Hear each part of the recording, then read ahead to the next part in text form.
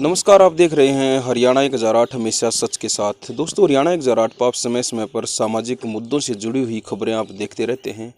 मैं दिनेश कुमार, फिलहाल मैं मौजूद हूं काटी खेड़ी गांव में। नारनौल का क्षेत्र है ये। यहाँ पे जो आने का जो मकसद है, कुछ दिन पहले जो है एक मामला बहुत ज़्यादा वायरल हुआ था। एक लड़की थी, शादीशुदा थी, जिसका नाम था दीपा, उसका हस्बैंड संदीप और उसके दो बच्चे, एक 5 साल का और एक 2 साल का। वो चारों जो है एक नहर पे उनकी जो है डेड बॉडी मिलती है। पास में जो है स्कूटी वहाँ पे खड़ी मिलती है।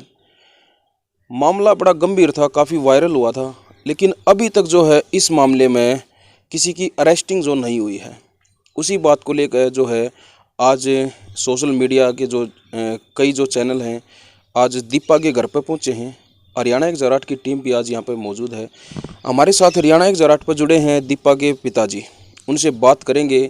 पहले तो जो है मैं एक बार जो नए जो दर्शक जो इस मामले में जुड़े हैं, इस मामले को जो देख रहे हैं, उनके जानकारी के लिए मैं एक बार मामला थोड़ा रिपीट करवाऊँगा कि कब की घटना है, कैसे क्या कुछ हुआ था। राम राम जी। राम राम जी। आपका नाम क्या है जी? सुरेंद्र सिंह है जी मेरा नाम जी। अच्छा, जो हमारी जो बहन थी दीपा, उसकी शादी कौन से गांव में कर रखी थी? सुरजनवास खेड़ा में कर रखी थी जी। खेड़ा गांव के अंदर सुरजनवास खेड़ा गांव बोलता है जी। वो खेड़ा गांव में कर रखी थी। कितने साल पहले उसकी शादी हुई थी इस हादसे से? इस हादसे से करीब 5.5 साल हो गए होंगे जी। 16 में 12 महीना था, पहली तारीख थी 2016 थी जी। तो ये तारीख थी, तो 5.5 साल हो चुके थे हादसे से पहले। अच्छा, बच्चे थे जो दो, वो लड़का लड़की क्या थे? बड़ा लड़का था 5 साल का और छोटी लड़की थी 2 साल की। अच्छा, आपका जो दामाद था संदीप, वो क्या करता था? वो जी अपने प्राइवेट अपने पढ़ाता था और खुद अपना काम प्राइवेट करता था, जैसे ये CSC सेंटर वगैरह, ये इनमें भी अपना खुद का काम करता था। अच्छा, 5 साल से जो एक शादीशुदा जो लाइफ थी वो अच्छी तरह चल रही थी या बीच में कोई बात कोई ऐसी थी कुछ? उन दोनों की, मेरे दामाद और लड़की की, बहुत ही अच्छे से उनकी निभ रही थी और बहुत ही प्यार से वो अपनी ज़िंदगी गुजार रहे थे। लेकिन उसके माता पिता और उसके बहन बहनोइयों से ही उनकी व्यवस्था घर में ख़राब चल रही थी। तो जो है उन दोनों की जो है डेड बॉडी, संदीप और दीपा और दोनों बच्चे, मतलब एक मैं कहूँगा कि उसका जो एक माँ बाप को अलग छोड़कर, भाई बहनों को अलग छोड़कर, जो उसका जो एक पर्सनल जो उसकी फैमिली थी, जो परिवार था, उसकी बीवी बच्चे थे, उन चारों की जो है डेड बॉडी वहाँ पे जो मिलती है, उसका क्या कुछ कारण रहा है, हत्या या आत्महत्या? एक बार उस मामले में प्रॉपर बताएं। देखो जी, हत्या उन्होंने खुद नहीं की। मेरे को ये पूरा अंदेशा है कि भाई उनको मार के डाल दिया गया है। और मेरी लड़की के गले पर निशान थे, उसके पेट में कोई पानी नहीं निकला मरने के बाद। जैसे बॉडी बाहर निकाली है मेरे सामने, और मेरे दामाद की बॉडी मेरे सामने नहीं निकाली गई थी, वो पहले निकाल ली गई थी, हम बाद में पहुँचे हैं। बच्चे उनके पीठ के बंधे हुए थे।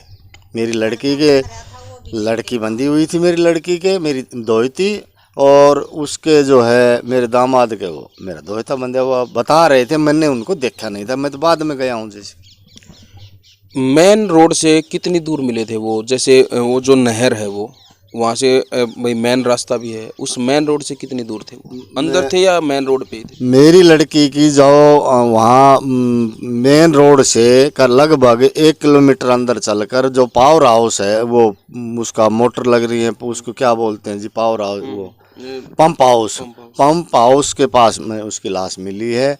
लगभग 2 बजे के करीब मिली है। और एक जो मेरे दामाद की लाश बता रहे हैं सुबह ही निकाल ली गई थी, उसका जी हमें पता नहीं था कितने बजे निकाली, कब निकाली, किसने निकाली, उसका हमें मालूम, और हमने देखा नहीं। तो जो स्कूटी थी वो कहाँ पे मिली? वो स्कूटी जी मेरे को दिखाई नहीं पुलिस ने। वो बोल रहे हैं, बोले स्कूटी यहाँ, बोले नहर के पास खड़ी थी, रोड से नीचे उतर के स्कूटी खड़ी हुई थी। बोले बैग रखा हुआ था, मैंने ऐसा वहाँ सुना है, मेरे को दिखाया नहीं किसी ने, भाई इसमें क्या है, सामान है, कुछ नहीं, ऐसा सुना है मैंने वहाँ। तो क्या कुछ कहना है जो उसके जो परिवार वाले हैं संदीप के, उन्होंने भी कुछ बताया होगा जो मतलब स्कूटी लेके वो गए हैं घर से, वो कहाँ गए हुए थे? वो तो ये कह रहे हैं कि भाई ससुराल गए, लेकिन वो हरिद्वार गए थे। और जो है मेरी घरवाली से जो बात हुई थी मेरी लड़की की कि हरिद्वार जा रहे हैं घूमने के लिए, तो वो हरिद्वार गए। उसके बाद वो घर में गए रात को, तो घर में वहाँ गांव में झगड़ा हुआ उनका। क्यों? आग झगड़ा तो पहले से ही उनका होता था घर में अंदर में, कि वो उनको तंग करते थे।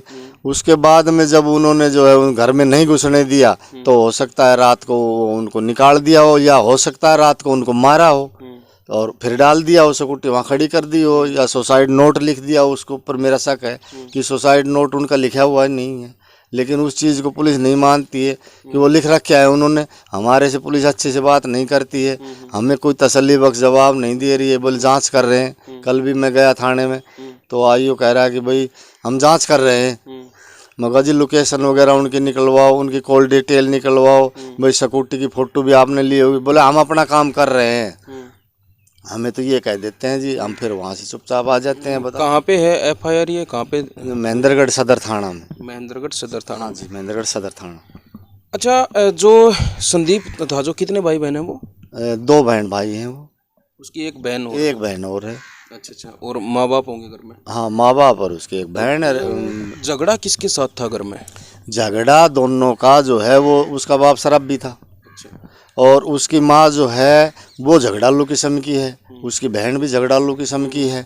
तो वो उनको मानसिक प्रताड़ना देती रहती थी, ये नहीं ले आई थी, क्या तेरे बाप कैसे ले आई है, ये इसमें ऐसे हाथ मत लगा, ये हमारा है या क्या तुम्हारा है, हम गौशाला को दे देंगे, तुम्हारा यहाँ क्या है, कहीं भी जाओ कहीं भी मरो। मतलब ये बातें पहले अक्सर होती रहती थी घर में।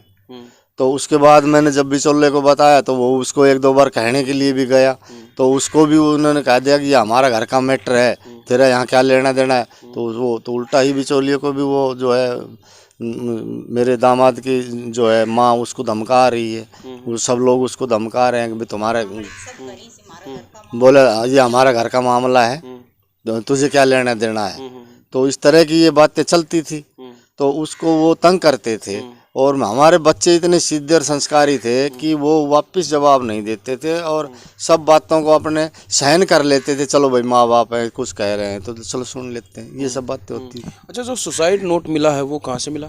सुसाइड नोट जी मेरे को तो पुलिस ने दिखाया नहीं, लेकिन वो बता रहे हैं कि भाई सुसाइड नोट बोले बैग में रखा था। बैग में रखा था, उनकी लिखाई वो जब मर रहे हैं तो वो सुसाइड नोट रात को कहाँ लिखेंगे, जब वो रात को मर रहे हैं। अच्छा, लिखा क्या था उसमें? मेरे को तो जी दिखाया नहीं गया है, ना मेरे को पढ़ाया गया है। वो पुलिस वाले जिस दिन वहाँ थाने में बता रहे थे, सदर थाने में, कि भाई लिख रहा क्या है उसमें कि हम अपनी मौत के जवाबदार हैं। तो अब वो ऐसा लिख नहीं सकते, उनकी लिखाई नहीं है। मेरी बच्ची इंग्लिश में साइन भी नहीं करती है, उसकी लिखाई मिलवाई जाए, उसकी जांच करवाई जाए, ऐसा कुछ भी नहीं हो रहा जी। हमें कोई न्याय नहीं मिल रहा है। क्या लग रहा है आपको, मामले को घुमाया जा रहा है? मामले को जी हमें मतलब तकलीफ दी जा रही है। हम पहले ही दुखी हैं, 4 मौतें हो गई हमारे, और फिर भी हमें मतलब वहाँ संतोषजनक जवाब नहीं दिया जा रहा है। और ना ही हमको मतलब वहाँ जाते हैं तो कोई तरीके से हमको अच्छे से मतलब पुलिस हमारे से बात नहीं करती है। भाई हम अपनी जांच कर रहे हैं ऐसे बोल कर बस बोल देते हैं जाओ, अब फिर बताओ उसमें हम क्या कर सकते हैं। जो हमारे जो उच्च अधिकारी हैं, राजनेता भी हैं, सब कुछ है, क्या अपील करना चाहते हैं उच्च अधिकारियों से? मैं उच्च अधिकारियों से यही अपील करना चाहता हूँ कि विज साहब हों या और बड़े जो भी सरकार के बड़े अधिकारी हों, कोई किसी भी महकमे के हों, कि गरीब को, हमारे जैसे गरीब को न्याय मिलनी चाहिए, और आगे ऐसे अत्याचारियों को सज़ा मिलनी चाहिए, दोषियों को, कि ताकि किसी की बच्ची के साथ या किसी का घर आगे से ऐसा ना उजड़े, किसी को परेशानी ना हो, ताकि ऐसे गलत मतलब विचार वाले लोगों को सज़ा मिल के और समाज हमारा अच्छे से रहे, अच्छे तरीके से सब लोग अपना जीवन व्यापन कर सके।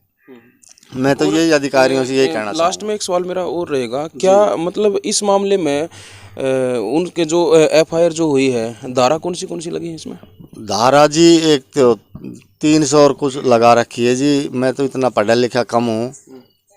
306 और एक और है जी 34, ये धारा लगा रखी है। उनकी कोई अरेस्टिंग नहीं हुई है अभी तक, कोई कुछ अच्छा, नहीं हुआ। पूछताछ भी नहीं हुई उनसे या? वो उसमें जी वो पुलिस हमको बताते नहीं है, वो कह रहे हैं हम अपना काम कर रहे हैं। भाई कल ही गया था जी मैं थाने में, महेंद्रगढ़ सदर थाने में, तो राजेंद्र सिंह आईओ है, उसने कहा हाँ भाई हम अपनी जांच कर रहे हैं, हम जांच कर रहे हैं। भाई मगर जी उनकी लोकेशन निकलवाओ, उनकी कॉल डिटेल निकलवाओ, उनके ये जो है नोट लिखे हुए हैं, ये हम मतलब हमेशा कहे इन पे, लड़के के गले पे निशान है, हमारे साथ धोखा हो रहा है। तो वो कह रहे हैं हम अपनी जांच कर रहे हैं भाई, हम अपना काम कर रहे हैं, हम सारी चीज़ें हम छानबीन कर रहे हैं। हमें तो यही कह कर वहाँ से टरका देते हैं। अब बताओ साहब, हम तो प्रशासन से किसी के साथ झगड़ा भी नहीं कर सकते, किसी को उल्टा सीधा भी नहीं बोल सकते। तो मैं तो यही अधिकारियों से, सभी से यही चाहूँगा कि हमें न्याय मिले और समाज में सभी को ही न्याय मिले और अत्याचारियों को, दोषियों को सज़ा मिले। मेरा तो यही कहना है जी। भाई जो दीपा के जो पिताजी हैं वो प्रशासन से, अपने उच्च अधिकारियों से अपील कर रहे हैं कि इस मामले की जो है एक प्रॉपर तरीके से इसकी छानबीन हो, जो भी इसमें दोषी पाया जाए उसके ऊपर जल्द से जल्द और सख्त से सख्त कार्रवाई हो। तो भाई आप देखते रहिए हरियाणा 1008 पे। किसी और मामले के साथ में, किसी और मुद्दे के साथ जो है मैं फिर आपके सामने फिर हाजिर होऊंगा। और इस मामले की अगर कोई भी और बात अगर निकल के आती है, कोई कड़ी और आती है, तो वो भी हम अपने हरियाणा 1008 पे दिखावांगे। तो आप जुड़े रहिए हमारे साथ। हरियाणा 1008 के लिए मैं दिनेश कुमार। जय हिंद, जय हरियाणा।